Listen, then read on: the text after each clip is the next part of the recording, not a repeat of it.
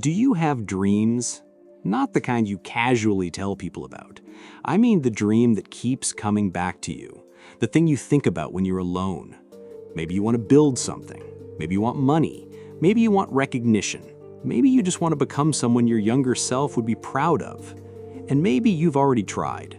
Maybe you failed. Maybe people told you that you're not talented enough, not smart enough, not disciplined enough. If that's the case, maybe you should learn something from Saul Goodman.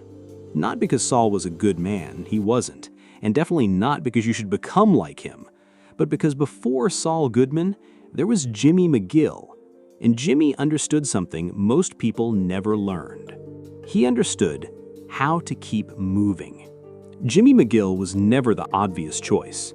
His brother Chuck was everything Jimmy wasn't supposed to be: respected, successful, brilliant, a legitimate lawyer. Jimmy? He was Slippin' Jimmy, a guy who'd spent years running scams and fighting for respect. But Jimmy wanted to prove that he could become something more. He studied, he worked, he passed the bar, he tried to build a legitimate career. But every time he got close, another door closed. And eventually, Jimmy realized something. If the legitimate path wasn't going to win, he would create his own path. That's where Saul Goodman begins. Nobody is coming to give you permission. Jimmy spent years waiting for someone to tell him that he belonged. Chuck didn't, the illegal establishment didn't, and Jimmy kept knocking on doors that were never going to open, until eventually he stopped knocking. He built another door. That's something ambitious people need to understand. You can spend years waiting until you're ready, until you're qualified, until someone believes in you, until you have enough money, until everything is perfect. But ready is often just another word for comfortable, and comfort has a way of becoming permanent. Jimmy didn't wait, he adapted. He found different clients, different strategies, different ways to compete. He learned how people worked, and more importantly, he learned what they wanted. That's probably Saul's greatest skill. Not law, not scams, people. Saul understood that everyone wants something. Some people want money, some want respect, some want safety, some want revenge, some just want to feel important. And if you understand what someone wants, you understand how to communicate with them. That's why Saul could sell almost anything. Not because he was a magician, because he understood incentives. Think about his advertisements. They're ridiculous, they're loud, they're cheap, but they work because Saul understood attention. He knew that being invisible is worse than being imperfect. You can have the best idea in the world, but if nobody knows you exist, it doesn't matter. Saul didn't wait for people to discover him. He made sure they remembered him. Better Call Saul. 3 words, and suddenly, everyone knew who he was. There's a lesson here that has nothing to do with law. If you want something, you have to be willing to be seen trying to get it. Your first business might be ugly. Your first video might be terrible. Your first attempt might embarrass you years later. That's normal. You're not supposed to start as the final version of yourself. You're supposed to start. But Saul teaches us something darker too, because his greatest strength eventually became his greatest weakness. Jimmy was incredibly adaptable, but he became so adaptable that he eventually stopped knowing who he was.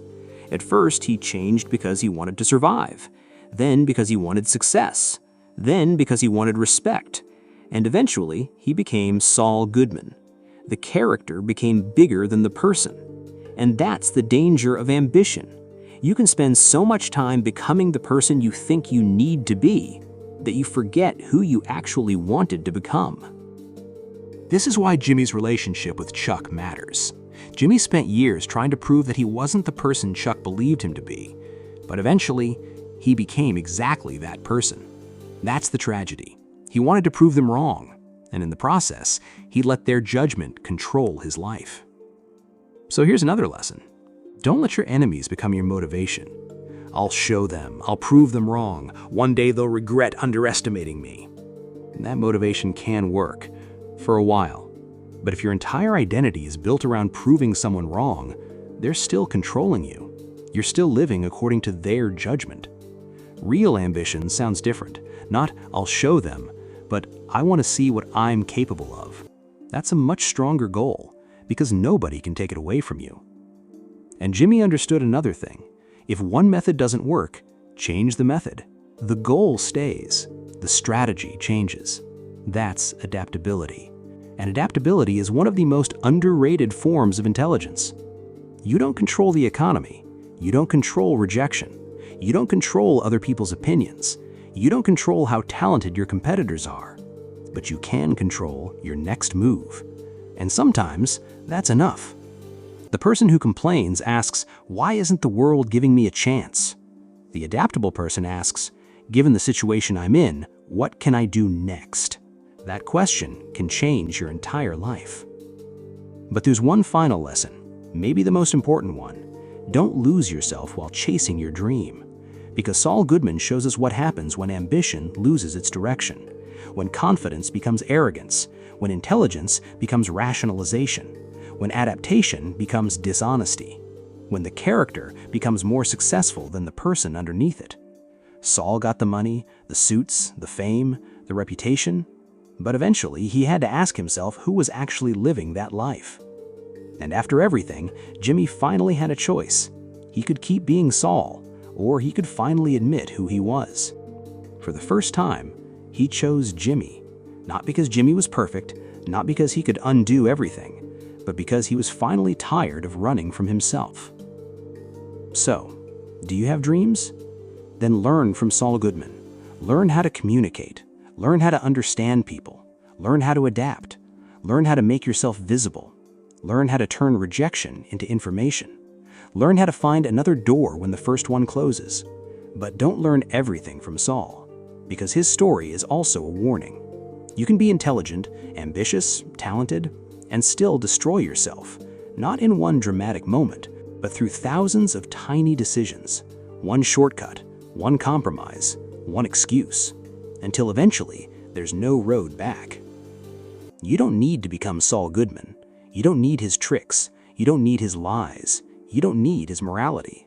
You just need the part of Jimmy that refused to stop moving, the part that looked at a closed door and started searching for another one.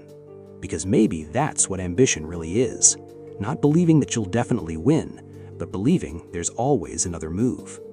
So, if you have a dream, don't wait for permission. Start, fail, adapt, try again, build something. And when the world tells you there's no place for you, don't immediately believe it. Maybe they're right, or maybe you haven't built your place yet. Just remember Jimmy McGill, because the lesson isn't to become Saul Goodman, it's to learn from the man before Saul, the man who refused to stay where the world put him, and then become yourself.